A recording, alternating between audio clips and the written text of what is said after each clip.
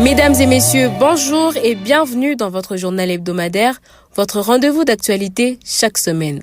C'est Pax Chanois à la présentation. Voici le sommaire. Malgré la décision du gouverneur sous AFC 123, les agents de Mobile Money exigent de l'argent avant le retrait.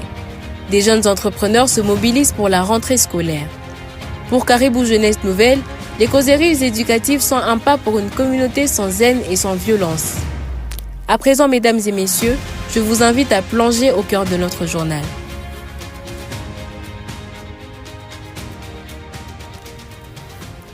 Dans la ville de Bukavu, il se constate que malgré la décision du gouverneur, les agents Mobile Money exigent de l'argent avant le retrait. Cela a été signalé par certains clients ce mardi 5 août 2025.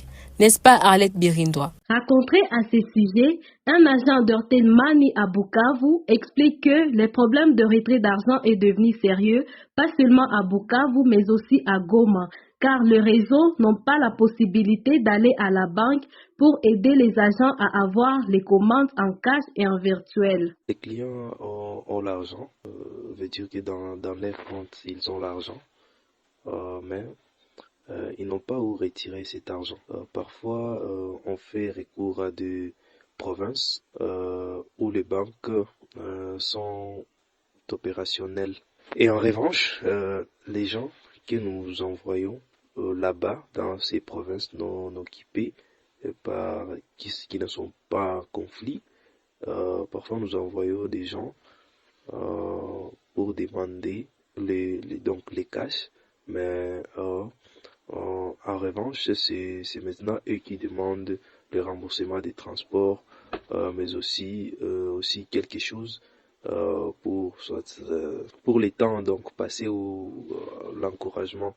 Alors ça, c'est devenu un cop pour ces gens parce que c'est eux qui nous apportent les cash. Et à Bukavu, presque à 80% des agents effectuent plus les retraits que les dépôts. Merci Arlette Birindois. Comme signalé dans le titre, à l'approche de la rentrée scolaire, un phénomène remarquable anime les rues de la ville de Bukavu. Des jeunes sillonnent dans les quartiers pour vendre des produits tels que les savons et les barafes dans le but de subvenir à leurs besoins scolaires.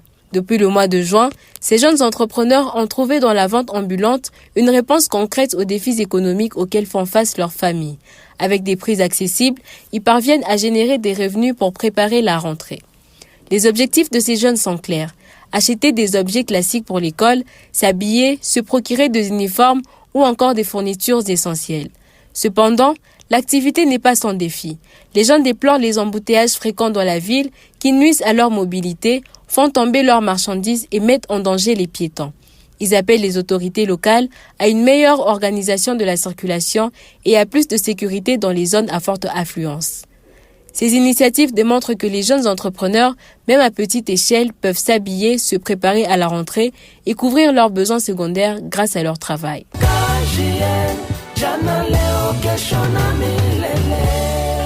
Parlons des causeries éducatives dont Caribou Jeunesse Nouvelle poursuit à l'appui de son partenaire net dans les territoires d'Idjui, Walungu et Kalehe.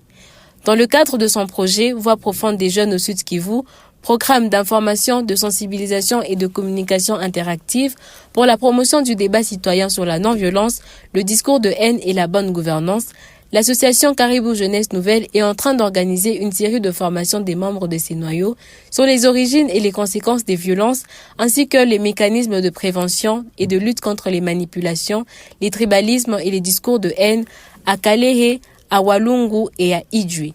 Elie Monique et David. À l'issue de ces formations dans les 3 axes, Ledunkunzi Mwami, chef de programme au sein de l'organisation KJN, montre que c'est un signe de satisfaction de voir que la communauté s'approprie cette activité. À Idjui, 13 causeries éducatives ont été organisées dans différents villages dont Konde, Bulundi, Kabouye et Mouhiahia.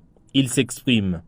Ces activités ont eu un impact considérable sur la communauté, à savoir du côté d'Idjui, 13 causeries éducatives ont été organisées et les thématiques développées ont permis à des communautés de se rassembler autour d'une même table et discuter sur des questions fâcheuses, questions de créer ce climat de paix entre la population, entre les communautés. Et 672 personnes ont été touchées directement par cette activité de causerie éducative du côté d'Idjwi.